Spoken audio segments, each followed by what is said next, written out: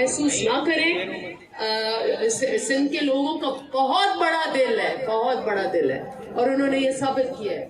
अब मैं ज्यादा टाइम नहीं, मैं सिर्फ ये कहूंगी, जैसे मेरे भाई ने कहा, मैं खैरपुर वारन खे यूं चवंदस त असांजी मुझे वालिद जी असांजी हिकिड़ी विजन हुई त तव्हांखे असां इदारा ॾियूं, ऐं उहो इदारनि जो उहो असां अगरि विजन असांजी हुई, असांजे वॾनि जी, असांजी विजन शहीद ज़ुल्फ़कार अली भुट्टो जी विजन आहे।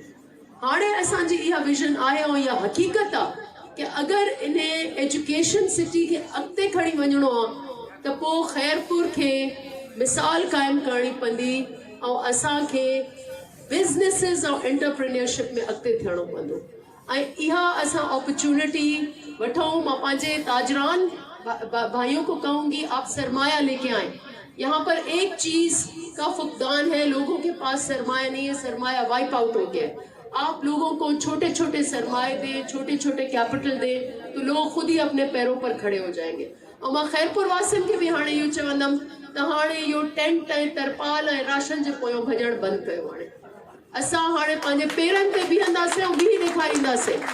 ख़बर आहे असांखे असांजी तारीख़ी नुक़सान थियो आहे, एतिरो नुक़सान थियो आहे जो शायदि ॿिए कंहिं ज़िले जो न थियो हुजे, पर असांजे अवाम खे पेरनि ते बीहण ईंदो आहे ऐं इहो साबित करे ॾेखारींदा। असां इहो कोशिशि कंदासीं, असांजी तव्हां सां हेल्प हूंदी, असां वरी पंहिंजे पेरनि से बीहंदासीं, वरी इहे खजनि जा बाग़ात आबाद कंदासीं, वरी फुटियूं चूंडींदासीं, काश्त कंदासीं।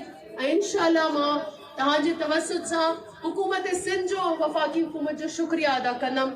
तो उन्हनि इलाही कुझु असांखे ॾिनो आहे, पर हाणे असां उन्हनि खे चवंदासीं त तव्हां असांखे हाणे उहो ॾियो जो माण्हू पेरनि ते बीहनि। पहिरीं ॻाल्हि इहा आहे कि असांखे पाणी कढी ॾियो, पाणी कढी ॾियो, माण्हुनि जी ज़मीनूं आबाद थी वेंदियूं।